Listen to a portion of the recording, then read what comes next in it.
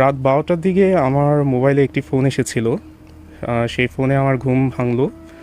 ফোনটি রিসিভ করা মাত্রই আমার ওপাশ থেকে ভারী কণ্ঠে ভেসে এলো যে আপনি কি রাশিদ বলছেন? আমি বললাম যে হ্যাঁ, আমি রাশিদ বলছি। সে বলল যে আপনার বন্ধু বেশ অসুস্থ, তার ক্যান্সার হয়েছে এবং শেষ স্টেজে আছে। সে আপনার সাথে দেখা করতে চায়। তো আমি বললাম যে সরি, আমি ঠিক চিনতে পারলাম না, আপনি কে বলছেন? তো সে বলল যে সে তার পিতা বলছে। তো আমি বললাম যে আমি ঠিক আমার বন্ধুটাকেও চিনতে পারলাম না, যেহেতু আপনি নাম বলেননি। তো পরবর্তীতে সে তার নাম বলল, আমি সেটা উল্লেখ করতে চাচ্ছি না। তো বললো যে আপনি যত দ্রুত সম্ভব আপনি আমাদের বাসায় চলে আসুন। আমি বললাম ঠিক আছে। ফোনটা রাখা মাত্রই আমার সংকোচ হচ্ছিল যে হঠাৎ এত বছর পর আমার এই বন্ধু আমার সাথে কেন যোগাযোগ করতে চাচ্ছে। আমি ঠিক বুঝে উঠতে পারছিলাম না যে কি ঘটতে চলেছে। আমি সকালবেলা তার বাড়ির উদ্দেশ্যে রওনা হলাম। সেখানে পৌঁছাবা মাত্রই আমি যখন বেলটা প্রেস করলাম, আন্টি দরজা খুললেন। আমি যখন প্রবেশ করব তখন মনে হলো যে সেখানে কোনো কিছু রয়েছে যেটা আমাকে বাধা দিচ্ছে। খুব অদ্ভুত একটা অনুভূতি কাজ করলো, কখনো আমার সাথে এমন ঘটেনি। আমি বিজ্ঞানে বিশ্বাসী, কিন্তু পাশাপাশি আমি ইসলামের এই সকল বিষয়েও বিশ্বাসী, কিন্তু আমি এই সকল কিছু কখনো আগে অনুভব করিনি। আমি প্রবেশ করা মাত্রই আমার বন্ধু বিছানাতে ঘুমিয়েছিল, তার দেখাশোনা করছিল। বাঁচবার কোনো সম্ভাবনা নেই, যে কোনো সময় মৃত্যু হতে পারে। সে ঠিকভাবে কথাও বলতে পারছিল না। কাছে পৌঁছাবার মাত্রই সে আমায় বলল, কেমন আছিস? আমি বললাম, ভালো আছি। আমি জানতাম না যে তুই এতটা গুরুতর অসুস্থ। সে আমায় বলল, তোর একটা কাজ করতে হবে। কী কাজ? আমার একটা পার্সেল তোকে একজনকে পৌঁছে দিতে হবে। আমি বললাম, আমি অনেকটা সংকোচ বোধ করলাম, কেননা হঠাৎ আমার সাথে এই সকল কিছু ঘটছে। আমার কাছে সব কিছু অদ্ভুত মনে হচ্ছিল। আমি বললাম, আচ্ছা ঠিক আছে, কিন্তু কাকে পৌঁছে দিতে হবে? সে খুব নম্রভাবে বলল, আমি একজনকে পছন্দ করতাম, তাকে আমি আমার মনের কথাগুলো কখনো বলতে পারিনি। আমি চাই সে সেই কথাগুলো জানুক। আর এই পার্সেলটি শুধুমাত্র তুই পৌঁছে দিবি, অন্য কেউ না। তুই একমাত্র মাধ্যম। আর মনে রাখবি, যদি তুই এই পার্সেলটা অন্য কারোর হাতেও দিস, এই পার্সেলটা ঘুরে ফিরে তোর কাছে আসবে। এই কথাটা শুনবার মাত্রই আমার খুব অদ্ভুত একটা অনুভূতি সৃষ্টি হলো। আমি বুঝতে পারছিলাম না সেই কথাটা কেন বলল। আমি বললাম, আচ্ছা ঠিক আছে, পার্সেলটার মধ্যে কি আছে? পার্সেলটা মূলত একটা খামের মধ্যে একটা ডায়েরি আছে। আর আরেকটা বিষয়, তুই যখন এই পার্সেলটা নিয়ে যাবি এখান থেকে, তুই এটা ওপেন করবি না, কোনোভাবেই ওপেন করবি না। আর আমার মৃত্যুর বিষয়টা আমি চাইছি যে তুই তাকে জানিয়ে দিস। আমি বললাম, আচ্ছা ঠিক আছে। আমি ওদিন সেখানে অবস্থান করলাম। পরদিন সকালে জানতে পারলাম যে আমার বন্ধু আর দুনিয়াতে নেই। ইন্না লিল্লাহি ওয়া ইন্না ইলাইহি রাজিউন। আমি তার জানাজা শেষ করে বাসার উদ্দেশ্যে যখন রওনা হচ্ছিলাম, তখন বোধ হলো যে আমার পিছু পিছু ভারী কিছু একটা আসছে। আমি বোধ করলাম আমার পিছু এমন কিছু আসছে যেটা স্বাভাবিক নয়। আমি হঠাৎ এমন কিছু অনুভব করছিলাম। আমার মনে হলো যে আমি বেশ কিছুদিন যাবৎ প্যারাসাইকোলজির কিছু মুভি দেখছিলাম, হয়তো এই জন্য আমার হ্যালোসিনেশন হচ্ছে। কিন্তু বিষয়টা এমন নয়, সেটা আমি পরে গিয়ে উপলব্ধি করতে পেরেছি। আমি যতই তার বাড়ি থেকে দূরে চলে আসছিলাম, আমার বাড়ির দিকে অগ্রসর হচ্ছিলাম, ততই মনে হচ্ছিল কিছু ভারী একটা আমার পিছনে রয়েছে। হয়তোবা বাতাস, হয়তোবা অশরীরী কিছু। আমি বাড়ি ফিরে এসে মেয়েটির সাথে যোগাযোগ করবার চেষ্টা করলাম। ও হ্যাঁ, এই বিষয়টি বলা হয়নি, সে মেয়েটির ঠিকানা মানে কোথায় পড়াশোনা করছে সেটা আমাকে জানিয়ে দিয়েছিল। তো আমি তার সাথে যোগাযোগ করলাম ফেসবুকের মাধ্যমে। সে আমায় বলল, আমি শুনে খুব আমার কষ্ট লেগেছে, আর যে উপহারটি আপনার বন্ধু আমাকে দিয়েছে সেটা আমি কি করে গ্রহণ করতে পারি, আর আপনি সত্য বলছেন না মিথ্যে বলছেন সেটাও তো আমি জানি না। তো আমি তাকে বললাম যে আপনি একবার আসুন, অনেক বিনয়ীভাবে বললাম, অনুরোধ করলাম। সে আমায় বলল, দেখো আমি এসে তো রিসিভ করতে পারবো না, আমি আমার একটা ভাইয়ের নাম্বার দিচ্ছি, তুমি তার সাথে যোগাযোগ করে পার্সেলটি তার কাছে পৌঁছে দাও। আমি বললাম আচ্ছা ঠিক আছে, আপনি আপনার ভাইয়ের নাম্বারটি আমায় দিন। তারপরে মেয়েটির সাথে আমার কথা হয়নি। আমার তখন পরীক্ষা চলছিল এবং আমি ভেবেছি যে আমি 5 দিন পর তার ভাইয়ের সাথে কন্ট্যাক্ট করে পার্সেলটা পৌঁছে দিব। সেদিন রাতের ঘটনা, রাত তখন বাজে 3টা। আমি খুব ক্ষীণ একটা গন্ধ পাচ্ছিলাম, দুর্গন্ধ, যেটা আমি আগে কখনো পাইনি। আমার বাসা 5 তলায়, সেখানে এই গন্ধ আসার কোনো প্রশ্নই আসে না। আমি বেশ অবাক হলাম, আমার ঘুম আসছিল না। প্রথম রাতে কোনো কিছু ঘটেনি। দ্বিতীয় রাতে ঠিক রাত 3টার দিকে সেই গন্ধটা আরও তীব্র হলো, আরও অধিকতর তীব্র। পাশাপাশি আমি অনুভব করলাম আমার চারপাশে কিছু একটা আছে, কিন্তু কি আছে আমি সেটা বুঝতে পারছিলাম না। হয়তো এটা আমার হ্যালুসিনেশন। আমি বিষয়টা অতটা গুরুত্ব দিলাম না, কিন্তু তৃতীয় রাতে ঘটলো এমন কিছু ঘটনা যা আমি এখন ভাবতেও চাইছি না। আসলে এই ঘটনাগুলো যার সাথে ঘটে থাকে শুধুমাত্র সে জানে কতটা যন্ত্রণাদায়ক, কতটা নির্মম। তৃতীয় রাতে গন্ধ আরও তীব্র হলো। রাত 3টা 10 মিনিটে আমার ঘুমটা ভেঙে গেল। আমার হাত মনে হচ্ছিল খুব ভার হয়ে আছে। আমি অনুভব করলাম আমার পা দুটো কেউ চেপে ধরে রেখেছে। আমি বেশ ব্যথা অনুভব করলাম, শ্বাস ফুলে উঠছিল। আমি বুঝতে পারছিলাম না আমি কি করব। আমি কথা বলতে পারছিলাম না, আমার আর্তনাদ শোনার মতো কেউ নেই, আমি চিল্লাতে পারছিলাম না। আমার মা বাবা পাশের রুমে ঘুমোচ্ছিল, আমি তাদেরকে ডাকতে পারছিলাম না। আমি সেই অবস্থাতেই ঘুমিয়ে পড়লাম। সেদিন আমি কিছু দেখিনি, কিন্তু এই ঘটনা আমার মধ্যে একটা ভয় সৃষ্টি করলো। আমি এতদিন ভাবছিলাম সব কিছুই আমার কল্পনা, সব কিছুই আমার হ্যালুসিনেশন, কিন্তু সেগুলো হ্যালুসিনেশন ছিল না। আমি সেই যন্ত্রণাগুলো সকালেও অনুভব করতে পারছিলাম। সেটা কোনো খারাপ স্বপ্ন ছিল না আমার জন্য। আমার তখন বোধ হলো যে পার্সেলটা নিয়ে আসবার পর হতে এমনটা ঘটছে। তবে অবশ্যই আমার পার্সেলটা ওপেন করে দেখা উচিত, পার্সেলটার মধ্যে কি আছে। আমি ঠিক সেটাই করলাম। আমার বন্ধু বাধা দেওয়ার সত্ত্বেও, না করবার সত্ত্বেও আমি পার্সেলটা ওপেন করলাম। আর ওপেন করবার মাত্রই আমি সেখানে অস্থি দেখতে পেলাম, আর একটি ডায়েরি। আমি দেখা মাত্রই আমি বুঝে উঠতে পারছিলাম না আমি কি করবো। আমি সাথে সাথে পার্সেলটি ফ্লোরের উপরে ছুঁড়ে ফেললাম। আমি কিছুক্ষণ দাঁড়িয়েছিলাম। আমি যেহেতু প্যারাসাইকোলজি নিয়ে গবেষণা করেছি, রিসার্চ করেছি, গবেষণা না, মূলত জানবার আগ্রহ ছিল, জানবার চেষ্টা করেছি, সেহেতু আমি জানি যে এই বিষয়গুলো কালো জাদুর সাইন।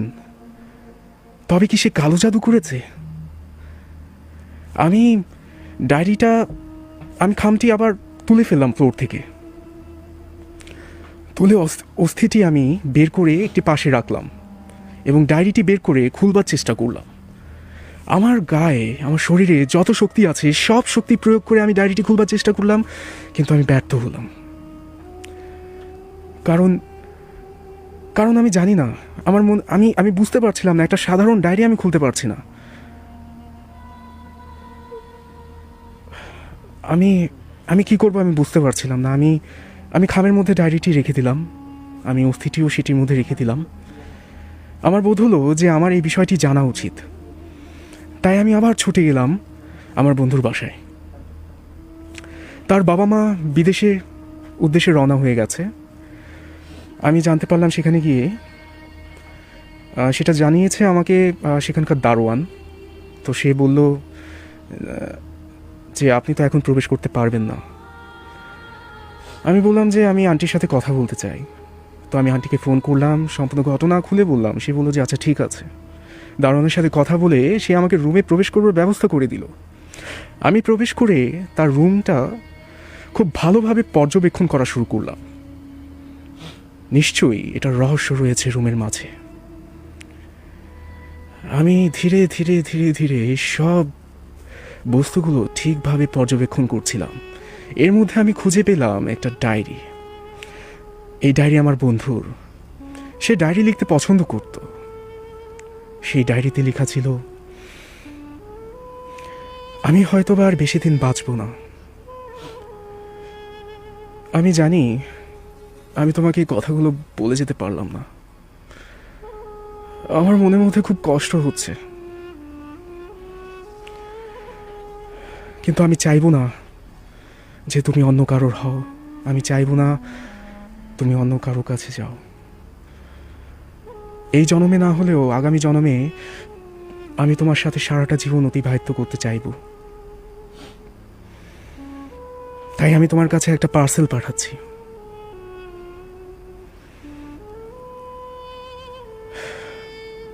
তারপর বাকি ঘটনা আমি এলাম, সেগুলো ডায়েরিতে সে নোট করেছিল, সেগুলো তো আমি বলেছি কি ঘটেছিল। তো আমি সেখান থেকে চলে এলাম। বিষয়টি আমি নিশ্চিত হয়েছি যে এটা মূলত কালো জাদু, যেটা সে মেয়েটির উপর করতে চেয়েছে অথবা করেছে, আর এটির মাধ্যম হিসেবে সে আমাকে প্রয়োগ করেছে। অর্থাৎ শুধুমাত্র আমি এই পার্সেলটা তার কাছে পৌঁছে দিতে পারবো, অন্য কেউ না। আমি এই বিষয়টি বুঝবার মাত্রই হুজুরের কাছে গেলুম। সে বলল, তুমি অস্থিটি একটি কবরস্থানে দাফন করে দাও এবং ডায়েরিটি পুড়িয়ে ফেলো। তবে মনে রাখবে, কালো জাদুর বন্ধন ভাঙার নিয়ম হচ্ছে সেটি যে সূত্রে তৈরি করা হয়েছে সেই সূত্রটি খুঁজে বের করা। আমি জানতাম না যে কোন সূত্রে এটা তৈরি করা হয়েছে। তবে একটি বিষয় আমার মাথায় এসেছে যে সে মেয়েটির সাথে যদি দেখাই না করে থাকে, তবে সে কালো জাদুটি করলে কিভাবে? কেননা তার কোনো না কোনো অংশবিশেষ তার কাছে উপস্থিত থাকতে হবে। আমি সেই ডায়েরিটি নিয়ে এসেছিলাম, আমার বন্ধুর ডায়েরিটি, এবং আমি শুরু থেকে পড়া শুরু করলাম। এবং এক পর্যায়ে জানতে পারলাম যে সে কখনো সামনে গিয়ে কথা বলেনি, কিন্তু সে মেয়েটির কাছে, মানে মেয়েটির পিছু নিয়েছিল এবং মেয়েটির ব্যবহার করা বিভিন্ন জিনিস যেগুলো ফেলে দিয়েছে সেগুলো সে সংগ্রহ করত। সে দূর থেকে তাকে দেখত। তখন আমি আমার প্রশ্নের উত্তর খুঁজে পেয়েছিলাম, কিন্তু এখন আমি কি করব? আমি যদি পার্সেলটি ওই মেয়েটির কাছে পৌঁছে দিই, তাহলে তো মেয়েটির বিপদ হবে। আর আমি চাইছিলাম না যে আমি কারোর মৃত্যুর কারণ হই। আমি জানি না যে মৃত্যু হবে না কি হবে না, কিন্তু আমি চাইছিলাম না। আমি খুব যন্ত্রণার মাঝে ছিলাম। প্রতিটা রাত আমি কিভাবে অতিবাহিত করছিলাম সেটা শুধুমাত্র আমি জানি।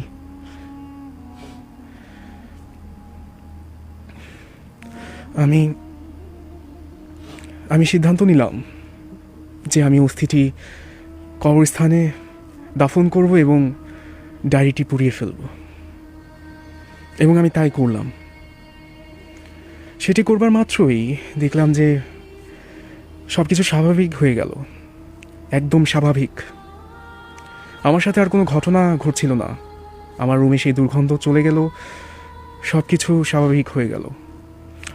কিন্তু এভাবে 6 মাস অতিবাহিত হবার পর আমি যখন আমার ক্যাবিনেট গুছোচ্ছিলাম, আমার বই খাতা দেখছিলাম, তখন আমি সেই ফাইলটি আবার খুঁজে পেলাম, মানে খামটি আবার খুঁজে পেলাম।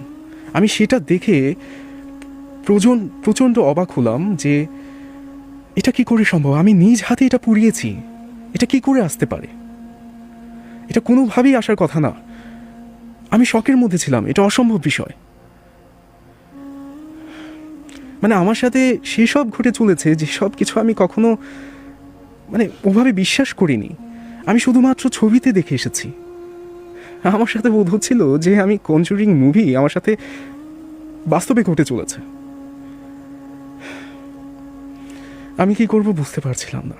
আমি সেটি নিয়ে আবার হুজুরের কাছে গেলাম। সে বলল যে এখন তোমার কাছে একটি মাত্র উপায় আছে, নয়তো তুমি এই পার্সেলটা মেয়ের কাছে পৌঁছে দাও, নতুবা তোমার এই যন্ত্রণা সহ্য করতে হবে। আরেকটি বিষয়, যদি তুমি এটার বন্ধনটা কোথা থেকে শুরু হয়েছে সেটা খুঁজে বের করতে পারো, তাহলে হ্যাঁ ঠিক আছে, আমি এটা নিষ্ক্রিয় করে দিতে পারবো, কারণ এটার মাধ্যম শুধুমাত্র ওটাই। কিন্তু আমি জানি না যে এর যোগসূত্রটা কোথায়, সে কোথায় রেখেছে এই জিনিসপত্র, কিভাবে করেছে, আমি জানতাম না। আমি আমার ঘরের আনাচে কোনাচে খুঁজে কোনো কিছু পাইনি। আমি ডায়েরি পড়েও কোনো কিছু পাইনি যে সে কিভাবে এই কাজটি করেছে।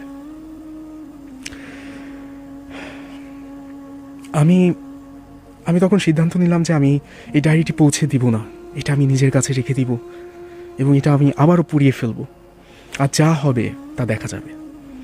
প্রথম রাতে আবারও সেই 3টা নাগাদ আমি তেমন দুর্গন্ধ পাচ্ছিলাম আমার ঘর হতে।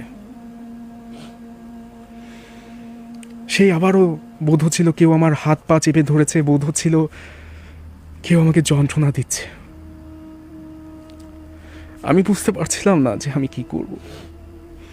সেই রাতটা পার হয়ে গেল, দ্বিতীয় রাতটাও এভাবে পার হলো, তৃতীয় রাতে কিছু হলো না, শুধু দুর্গন্ধ পেলাম।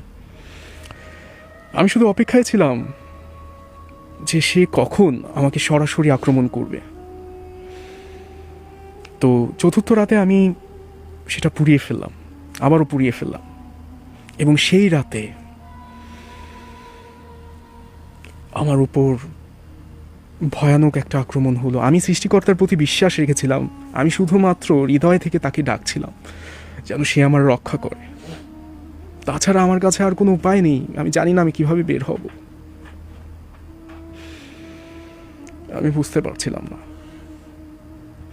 সেদিন রাতে আমার শিরাগুলো ফুলে উঠেছিল, প্রতিটি শিরায় বোধ হচ্ছিল আগুন জ্বলছিল। আমি সেই যন্ত্রণা অনুভব করছিলাম, বোধ হচ্ছিল কেউ আমার গলার হাড় চেপে ধরেছে, পাঁজরের হাড় চেপে ধরেছে, পায়ের হাড় চেপে ধরেছে, কেউ মাথা মগজটা 2 হাতের মধ্যে নিয়ে চাপ দিচ্ছে, এমনটি বোধ হচ্ছিল। এবং আমি কানের কাছে শুনতে পেলাম যে আমাকে আমার গন্তব্যে পৌঁছে দাও। আমি চোখ বন্ধ করে শুধুমাত্র সৃষ্টিকর্তার কাছে প্রার্থনা করছিলাম। আমি চিল্লাতে পারছিলাম না, আমি কাউকে ডাকতে পারছিলাম না, আমি বোবা হয়ে গিয়েছিলাম। শুধুমাত্র মন থেকে চিল্লাচ্ছিলাম এবং বলছিলাম যেন আমি এবার বেঁচে যেতে পারি, আমাকে রক্ষা করো, আমাকে রক্ষা করো। এবং আমি বেহুশ হয়ে গেলাম। সকালে ঘুম থেকে উঠে সব কিছু যেন স্বাভাবিক হয়ে গেল, আর আমি বুঝতে পারছিলাম না যে কীভাবে হলো, আমি জানি না। কিন্তু কোটি কোটি ধন্যবাদ সৃষ্টিকর্তার প্রতি যে সে আমাকে রক্ষা করেছে। হ্যাঁ, বিষয়টি খুব অবাক করবার মতো যে পরবর্তীতে সে আমাকে আর আক্রমণ করেনি। কেন করেনি সেটাও আমার জানা নেই। আমি সেই খামটিও খুঁজে পাইনি, আমি সেই খামটিও আর দ্বিতীয়বার খুঁজে পাইনি। ব্যাস, এভাবে এই ঘটনার সমাপ্তি ঘটল, কিন্তু সম্পূর্ণভাবে সমাপ্তি ঘটেনি। সেটার 1 মাস পর আমি সিদ্ধান্ত নিয়েছি যে আমি আমার মন পরিবর্তন করবার জন্য এবং এই পরিবেশ থেকে বেরিয়ে নিজের মন রিফ্রেশ করবার জন্য আমি একটু আমার বন্ধুর বাসা থেকে ঘুরে আসব। তার বাসা হচ্ছে রাজশাহীতে, ঠিক আছে, আমি ডিটেলস বলতে চাচ্ছিলাম না। তো আমার বন্ধু অনেক দিন আগেই বলেছিল সেখানে যাবার জন্য। তো আমি তাকে ফোন করেছিলাম, সে বললো যে আচ্ছা ঠিক আছে, তুই আমার বাসায় চলে আয়। আমি বললাম ঠিক আছে, আসছি। কারণ তার কোনো সমস্যা নেই, সে অনেক দিন ধরেই চাইছিল আমার সাথে দেখা করবে। তো ঢাকা থেকে রওনা হওয়ার সময় আমার মনে হলো যে কেউ আমাকে বাধা দিচ্ছে। পুনরায় আমি সেই অভিজ্ঞতার সম্মুখীন হলাম, তবে কিঞ্চিত পরিমাণ। আমার মনে হলো যে এবারের বিষয়টা অতটা গভীরতর নয়। এছাড়া আমি যেসব কিছু অনুভব করেছি, আমার বোধ হয়েছে যে সেসব কিছুর একটা প্রভাব রয়েছে। এজন্য হয়তো আমার বোধ হচ্ছে যে কেউ আমাকে বাধা দিচ্ছে। হতেই পারে, সাইকোলজিক্যাল একটা বিষয়, ঘটতেই পারে। তো আমি রাতের ট্রেনে রওনা হলাম এবং সকালে আমি পৌঁছালাম। ও হ্যাঁ, এখন আমি ট্রেনের ঘটনাটা বলবো যে ট্রেনে কী ঘটেছে। তো আমি ক্যাবিনে করে যাচ্ছিলাম। আমার মনে হলো যে ক্যাবিনে আমি একজনই ছিলাম, আর কেউ ছিল না, আমি একাই ছিলাম সেই সময়। যাওয়ার পথে আমার মনে হলো যে ওখানে কারোর অবস্থান রয়েছে, কিন্তু আমি এগুলো সব কিছু ইগনোর করছিলাম। তো হঠাৎ করে ক্যাবিনের যে দরজাটা সেটা খুলে গেল। খুলে যাওয়া মাত্রই আমি অবাক হলাম। আমি বেরিয়ে আশেপাশে দেখছিলাম যে কেউ আছে নাকি, কিন্তু আমি কাউকে খুঁজে পাইনি। পরক্ষণে আমি দরজাটা বন্ধ করে আমি ঘুমাবার চেষ্টা করছিলাম, কিন্তু আমার মনে হলো কেউ আমার কানে ফিসফিস করে বলছে যে আমাকে আমার গন্তব্যে পৌঁছে দাও। সে একই বিষয় আবার 1 মাস পরে শুরু হলো। আমার মনে হচ্ছিল যে সব কিছু আমার হয়তো বা ধারণা, আমার হ্যালুসিনেশন, তাছাড়া অন্য কিছুই নয়। তো এভাবেই আমি রাজশাহী পৌঁছালাম, আমার বন্ধুর বাড়ি পৌঁছালাম। সেখান থেকে সে রিসিভ করতে আসেনি। তো আমি ঠিকানা জানতাম, আমি সেখানে চলে গেলাম। আমি বিস্তারিত ঠিকানাটা বলতে চাচ্ছিলাম না। সেখানে পৌঁছাবার পরে আমার খুব অদ্ভুত অনুভব হলো, বোধ হলো যে আমি এর আগেও এসেছিলাম, কিন্তু এমন তো ছিল না। হ্যাঁ, ব্যবহার এমন ছিল না। আমার বন্ধু যেভাবে কথা বলছে, সে তো এভাবে কথা বলে না। হতে পারে যে অনেক বছর দেখা হয় না, এজন্য কথা বলবার যে বচনভঙ্গি সেটা পরিবর্তন হয়ে গেছে, হতেই পারে। তো আমি সব কিছু পজিটিভভাবে ভাবছিলাম, কারণ আমি এখানে এসেছিলামই মন পরিবর্তন করবার জন্য। আমার রিফ্রেশমেন্টের দরকার ছিল। তো আমার বন্ধু আমাকে ভালোভাবে আপ্যায়ন করলো, তার মা বাবার সাথে কথা বললাম, আমাকে ভালো ভালো খাওয়া দাওয়া করালো। আমি বিকেলে শহরটা ঘুরে দেখলাম, তাদের গ্রামটা ঘুরে দেখলাম আর কি, শহর তো নয়। তো সেদিন রাতে আমাকে একটা রুম দেওয়া হয়েছিল। সেই রুমটা ছিল একদম মেইন গেট থেকে কিছু দূরত্বে আর কি। আমি সেখানে অবস্থান করেছিলাম। আমি রুমের বর্ণনাটা দিয়ে দিচ্ছি। রুমে একটি খাট ছিল স্বাভাবিক, আর খাটের ঠিক বাঁদিকে জানালা ছিল, একটি ফ্যান ছিল, একটি ড্রেসিং টেবিল ছিল, আর একটি ক্যাবিনেট ছিল আর কি। তো আমি পানি নিয়ে এসে ঘুমাবার প্রস্তুতি নিচ্ছিলাম, কিন্তু ঘুম আসছিল না। তো রাত 3টা বাজে আমি আবারও সেই গন্ধ অনুভব করছিলাম, যেটা আমি 1 মাস আগে করেছিলাম। কি অদ্ভুত ব্যাপার, আমি এখানে কেন সেটা ঘটবে? তাছাড়া 1 মাস ধরে তো আমার সাথে কিছু ঘটছিল না, হঠাৎ করে কেন সব কিছু হবে? তো আমি আবার চারপাশ পর্যবেক্ষণ করা শুরু করলাম যে ওই খামটা আমার সাথে আছে নাকি, সেই খামটা আবার ফিরে এসেছে নাকি। তো আমি আমি যে ব্যাগ নিয়ে এসেছিলাম সেটা আমি চেক করছিলাম, আশেপাশের বস্তুগুলো পর্যবেক্ষণ করছিলাম, ক্যাবিনেটটা দেখলাম, কোনো জায়গায় কোনো কিছু নেই। আমি নিশ্চিন্ত হলাম। আমার বোধ হলো যে আশেপাশে হয়তোবা কোনো ডোবা আছে, সেখান থেকে হয়তোবা গন্ধটা আসছে, আমি জানি না হয়তোবা। তো আমি ঘুমিয়ে গেলাম। প্রথম রাতে কোনো সমস্যা হয়নি, দ্বিতীয় রাতে আবার এক অবস্থা, আমি গন্ধ পাচ্ছি। এবার আমি পাত্তা দিইনি, আমি ঘুমিয়ে পড়লাম। তৃতীয় রাতে বোধ হলো যে আমি যেখানে আমার ফোনটা রেখেছিলাম, ফোনটা সেখানে নেই। তো হতে পারে যে আমি হয়তোবা ভুলে আমার বিছানায় ফোনটা রেখেছিলাম, আমি হয়তোবা ভুলে গেছি। তো আমি বিছানায় গিয়ে খুঁজবার চেষ্টা করলাম, সেখানেও নেই। ফোন গেল কোথায়? ফোন দেখি যে ডাইনিংয়ের টেবিলে পড়ে আছে। তো আমি মনে করলাম এটা হয়তোবা আমার মনের ভুল। তো সেখান থেকে নিয়ে আমি রুমের মধ্যে প্রবেশ করলাম, আমি ঘুমানোর প্রস্তুতি নিচ্ছিলাম। এমন সময় হঠাৎ আমি যে গ্লাসটা নিয়ে এসেছিলাম পানি খাওয়ার জন্য, সেই গ্লাসটা পড়ে গেল। এখন আমার মনে হচ্ছিল যে কিছু তো ঘটছে এখানে, কিছু তো অদ্ভুত ঘটছে। কিন্তু আমি সাহস হারাইনি। আমি আমি অপেক্ষা করছিলাম যে আরও কিছু যদি ঘটে থাকে তাহলে আমি আমার বন্ধুকে ইনফর্ম করব। তো সেদিন রাতে হঠাৎ পাখা চলতে চলতে বন্ধ হয়ে গেল, কারেন্ট যায়নি, পাখা আবার উল্টো ঘোরা শুরু হলো। হঠাৎ উল্টোর দিকে কেন পাখা ঘোরা শুরু হলো আমি বুঝতে পারছিলাম না। আমার কাছে বিষয়টা খুব অদ্ভুত লাগছিল। এখন আমার আস্তে আস্তে ভয় করছিল, মনে হচ্ছিল যে না, এখানে কিছু একটা ঘটে চলেছে। তো আমি রুম থেকে বেরিয়ে গেলাম, কারণ আমি আর রিস্ক নিতে চাচ্ছিলাম না। আমার সাথে যা ঘটেছে, যে যন্ত্রণা আমি অনুভব করেছি, সেটা আমি দ্বিতীয়বার অনুভব করতে চাই না। তো আমি গিয়ে আমার বন্ধুর রুমে নক করলাম, এই তুই একটু বের হতো। আমার বন্ধুর কোনো সাড়া নেই। কি ব্যাপার? জোরে জোরে চিল্লাচ্ছি আমি, সাড়া নেই।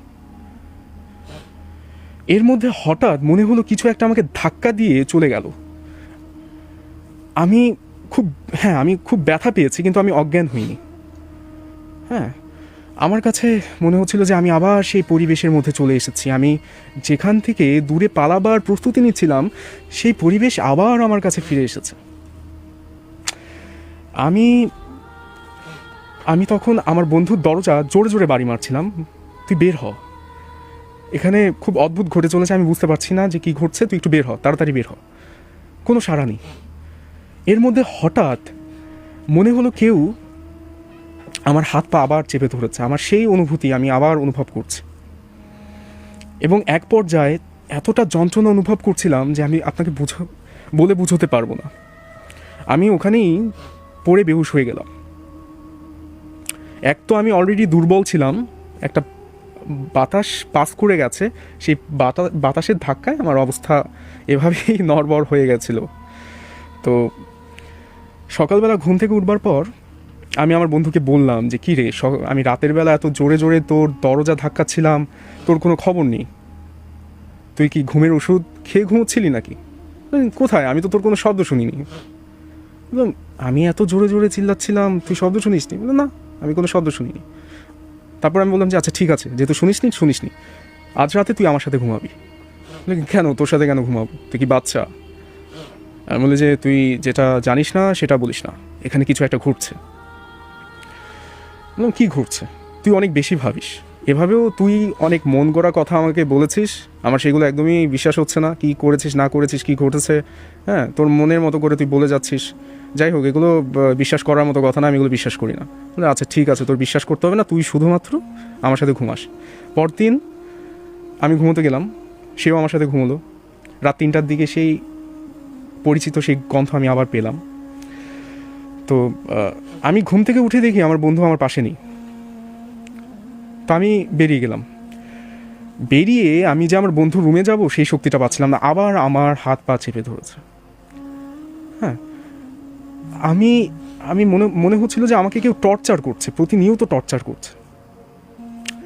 আমি আবার সেই শব্দ শুনতে পেলাম, আমার কানে ফিসফিস করে বলছে যে আমাকে আমার গন্তব্যে পৌঁছে দাও। আমি চিল্লাচ্ছিলাম, ডাকছিলাম, এবার আমি চিল্লাতে পারছিলাম, ডাকতে পারছিলাম। এটাও আমার কাছে অদ্ভুত লাগলো যে গতবার তো আমি পারিনি, তো এবার কেন পারছি। তো আমি চিল্লাচ্ছিলাম, আমার বন্ধু কোনো সাড়া দিচ্ছে না, ওর মা বাবাও কোনো সাড়া দিচ্ছে না।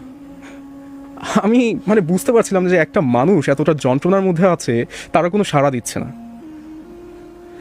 তো আমি এবার খুব রাগ হলাম, আর আমি সিদ্ধান্ত নিলাম না, আমি এবার যদি বেঁচে যাই, আমি তো জানি না যে এখন আমার সাথে কী হবে। মনে মনে আর কি ভাবছিলাম যে যদি বেঁচে ফিরতে পারি, বেঁচে যাই, এই রাতটা যদি বেঁচে কাটিয়ে দিতে পারি, তাহলে আমি এখান থেকে চলে যাব, আমি আর থাকবো না। তো সেটাই হলো, আমি আবার অজ্ঞান হয়ে গেলাম, খুব যন্ত্রণা অনুভব করছিলাম। সকালবেলা আমি সেই ফ্লোরের মধ্যেই শুয়েছিলাম। আমার বন্ধু উঠে বললো যে তুই আবার ফ্লোরের মধ্যে কেন শুয়ে আছিস? আমি বললাম যে তুই রাতে কোথায় ছিলি? বলে যে আমি আমার রুম ছাড়া ঘুমাতে পারি না, তুই ঘুমিয়ে যাওয়ার পরে আমি আমার রুমে চলে গেছি। আচ্ছা ঠিক আছে, এখন আমি আর থাকবো না, অনেক থাকা হয়েছে, আমি এখান থেকে চলে যাব। আন্টি এসে বললো যে আর একটা দিন থেকে যাও।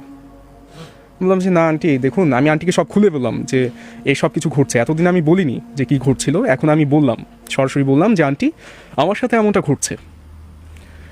তো আন্টি বলল, বাবা আমার মনে হয় কি সব কিছু তোমার মনের ভুল, আর কিছুই না। আমি বললাম, আন্টি দেখুন, আমার বোধ হচ্ছে না যে এটা মনের ভুল, আর আমি সব কিছু অনুভব করছি, আপনি দেখুন আমার হাতের অবস্থা দেখুন, আমার শরীরের অবস্থাটা দেখুন। তো অবাক করবার মতো আরেকটা বিষয় হচ্ছে, আমার শরীরে কোনো চিহ্ন নেই। আমাকে যে ধাক্কা দিচ্ছে, যে যন্ত্রণা হচ্ছে, সেই চিহ্নগুলো আমার শরীরে ফুটে উঠছিল না। এখন আমি নিজেও কনফিউজ যে এটা কি সাইকোলজিক্যাল প্রবলেম নাকি সত্যি সত্যি ঘটছে। কিন্তু আমি সব কিছু অনুভব করছিলাম, এটা সাইকোলজিক্যাল প্রবলেম হতেই পারে না, কারণ আমি কনফিডেন্ট আমার প্রতি। তো আন্টি যেহেতু অনুরোধ করছে, আমি বললাম যে ঠিক আছে আন্টি, আর একটা দিন যেহেতু থাকতে বলছেন, ঠিক আছে আমি থেকে যাই। তো আন্টি বললো যে আচ্ছা ঠিক আছে বাবা, আমি আজকে খুব ভালো ভালো রাঁধবো, তুমি সব কিছু খাবে, আর তোমার বন্ধু আজকে তোমাকে নিয়ে আবার ঘুরতে যাবে। তাহলে হ্যাঁ চল আমরা ঘুরে আসি। তো হ্যাঁ, আরেকটা বিষয় আমি উল্লেখ করে রাখি, আমার বন্ধু আমাকে যেসব জায়গায় নিয়ে গেছে সেসব জায়গায় কোনো মানুষ ছিল না। এটা একটা অদ্ভুত বিষয়। হ্যাঁ, মানে গ্রামের খুব প্রত্যন্ত প্রত্যন্ত জায়গায় আমাকে নিয়ে গেছে। হ্যাঁ, আশেপাশে কোনো মানুষের অবস্থান নেই। হ্যাঁ, বলে যে এই জায়গাটা খুব সুন্দর, তুই দেখ। আচ্ছা, ভালো কথা। তো আমি বললাম যে চল আমরা একটু অন্য দিকটা ঘুরে আসি। সে বললো যে না, ওদিকে যাওয়া যাবে না, ওদিকটা ভালো না, আর তোর যদি যেতে হয় তুই একা যা, আমি যাবো না। তো ঠিক আছে, আমি সেদিন রাতেও ফিরলাম, খাওয়া দাওয়া করলাম, সব কিছু স্বাভাবিক যাচ্ছে। সেই আবার রাত 3টার দিকে সেই গন্ধ আমি আবার পেলাম, আমাকে আবারও বিচলিত করলো। কিন্তু এবার ঘটনা ঘটলো সেই শেষবার যে ঘটনাটা ঘটেছিল সেরকম। আমার শরীরের মধ্যে আবারও তারা ভর করা শুরু করছিল, আঘাত করা শুরু করছিল।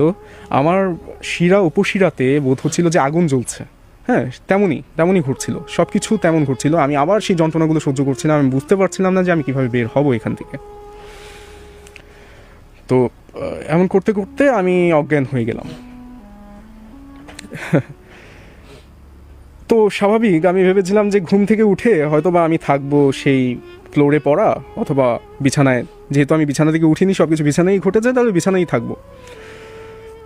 সকালবেলা উঠে দেখি যে আমি শ্মশান ঘাটে পড়ে আছি। আমি শ্মশান ঘাটে পড়ে আছি, এটা আমার নিজেরও বিশ্বাস হচ্ছিল না। মানে রাতের বেলা কি বেহুশ হবার পর আমার বন্ধু অথবা তার পরিবার কি আমাকে শ্মশান ঘাটে ফেলে রেখে এসেছে, এমন কিছু আমি বুঝতে পারছিলাম না। কিন্তু তারা এমন কেন করবে? আর নাকি এগুলো সব কিছু অলৌকিক ঘটছে? অলৌকিক তো ঘটছেই, অবশ্যই ঘটছে, কিন্তু মানে শ্মশান ঘাটে আসার বিষয়টা, মানে টেলিপোর্টেশনের বিষয়টা আমার মানে হজম হচ্ছিল না, যে এটা কি ঘটতে চলেছে, মানে কি ঘটেছে। তো আমি শ্মশান ঘাট থেকে উঠে দাঁড়ালাম সকালবেলা, আশেপাশে কোনো মানুষ নেই। আমি সেখান থেকে আবার ফিরে গেলাম আমার বন্ধুর বাসায় ফিরে দেখি যে বাসায় তালা দেওয়া। আরে আমি এখনো আছি, আমাকে শ্মশান ঘাটে ফেলে দিয়ে কি তারা চলে গেল? এর মধ্যে পিছন দিক থেকে আমার বন্ধু আমাকে ডাকলো। আমি বললাম, কী রে, তুই কোথায় গিয়েছিলি? বলে কোথায় গিয়েছি মানে, আমি তো খুলনা গিয়েছিলাম। আমি খুলনা গিয়েছিস মানে? মানে আমি তো 7-8 দিন আগে খুলনায় গিয়েছিলাম। 7-8 দিন আগে খুলনা গিয়েছিলি তো এখানে তুই কি আমার সাথে ফাজলামো করছিস? আমি তোর সাথে থাকছি, তোর পরিবারের সাথে খাওয়া দাওয়া করছি, এই বাসার মধ্যে অবস্থান করছি, আর তুই বলছিস তুই 7-8 দিন আগে খুলনায় গিয়ে ঘুরে আসছিস। কি মশকরা করছিস তুই আমার সাথে? সে বলে যে আমি মশকরা কেন করব, আমার পরীক্ষা ছিল, আমি গিয়েছি, চাকরির পরীক্ষা ছিল, যাই হোক। তো সে আমাকে বলল যে তুই এখানে কি করছিস? আমি বললাম যে আমি এখানে 6 দিন যাবত আছি এবং তোর পরিবারের সাথে আছি। বলে আমার পরিবারের সাথে তুই কীভাবে থাকবি? আমার পরিবার তো আমার সাথে গিয়েছিল। তো আঙ্কেল আন্টি এলো, আসবার পর আঙ্কেল আন্টি আমাকে বললো যে তুমি যেটা বলছো এটা আমরা কীভাবে থাকবো, আমার তো বিশ্বাস হচ্ছে না, আর তাছাড়া ঘর তো আমরা তালা দিয়ে গিয়েছিলাম। তো আমি ওখানে কিছু ছবি তুলেছিলাম, সেই ছবিগুলো দেখালাম। দেখাবার মাত্রই আমার ফোনটা নষ্ট হয়ে গেল, মানে তারা দেখেছে। হ্যাঁ, তারপর ফোনটা বন্ধ হয়ে গেল। ফোনটা বন্ধ হবার পরে আমি যখন রিকভার, ওইটা পরে বলছি, তো বন্ধ হয়ে গেল। বন্ধ হবার পরে আমি মোবাইলটা আবার পকেটে রেখে দিলাম। আমি বললাম যে এখন তো বিশ্বাস হয়েছে? তো বলেছে হ্যাঁ বিশ্বাস তো হয়েছে। তাহলে সে আমার বন্ধু বললো, তার বাবার দিকে তাকিয়ে বললো, তাহলে বাবা আমরা যা শুনেছিলাম তা কি সত্য? তো তার বাবা বলল যে হ্যাঁ হয়তো বা সত্য। এখানে তারা, মানে এখানে এই বাসাটাতে তারা অবস্থান করছে প্রায় 2 বছর কি 3 বছর যাবত। তার আগে এখানে যারা অবস্থান করছিল, তার তার তার আগে এখানে যারা অবস্থান করছিল তারা তারা এখানে নাকি কালো জাদু করতো। হ্যাঁ হ্যাঁ, তারা এখানে নাকি কালো জাদু করতো। তো আমি সেখানেই মানে সেই বাসায় তারা আবার থাকা শুরু করেছে, তাদেরকে ওখান থেকে তাড়িয়ে দেওয়া হয়েছিল।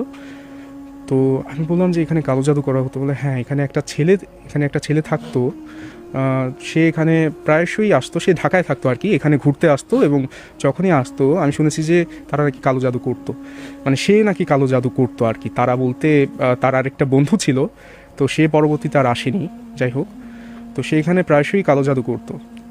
তো আমি বললাম যে এগুলো কি আপনি শুনেছেন না দেখেছেন? যে আমরা শুনেছি আর কি, এলাকাবাসীর থেকে শুনেছি। পরবর্তীতে তাদেরকে এখান থেকে তাড়িয়ে দেওয়া হয়েছে, ছেলেটিকে ঢাকায় পাঠিয়ে দেওয়া হয়েছিল, তার মা বাবার সাথে কথা বলা হয়েছিল। হ্যাঁ, তো তার মা বাবা এই বাড়িটা আমাদের কাছে বিক্রি করে চলে গেছে। ও ও আরেকটা বিষয় বলিনি, আমি প্রথমে বলেছিলাম যে আমি এখানে আগে এসেছিলাম।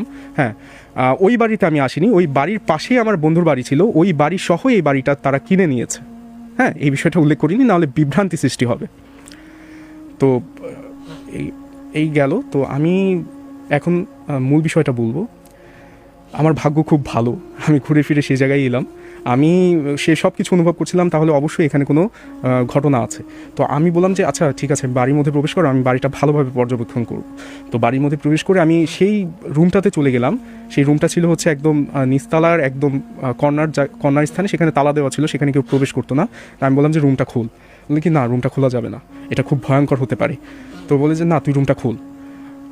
তো আমি বললাম যে আচ্ছা ঠিক আছে, আমি হুজুরকে ডেকে আনছি, তারপর আমি রুমটা খুলছি। তো হুজুর এলো, আসার পরে রুমটা খুলবার পর আমি প্রবেশ করে দেখলাম যে ওখানে সম্পূর্ণ সব কিছু কালো জাদুর যে উপকরণগুলো আছে, যেভাবে কালো জাদু করে থাকে, হ্যাঁ সেই সিম্বলগুলো, সেই অস্থি হ্যান ত্যান সব কিছু এখনও ওখানেই আছে, পড়ে আছে, কেউ ওগুলো সরায়নি। হ্যাঁ, কেউ ওই রুমটা পরিষ্কার করেনি। এবং ওখানে একটা বাক্স আছে, যেই বাক্সের মধ্যে মূলত ওই সকল কিছু ছিল, যে সকল কিছু দ্বারা ওই মেয়েটাকে বশ করা যেত।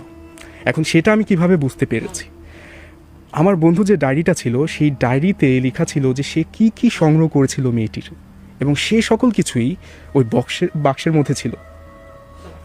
মধ্যে ছিল।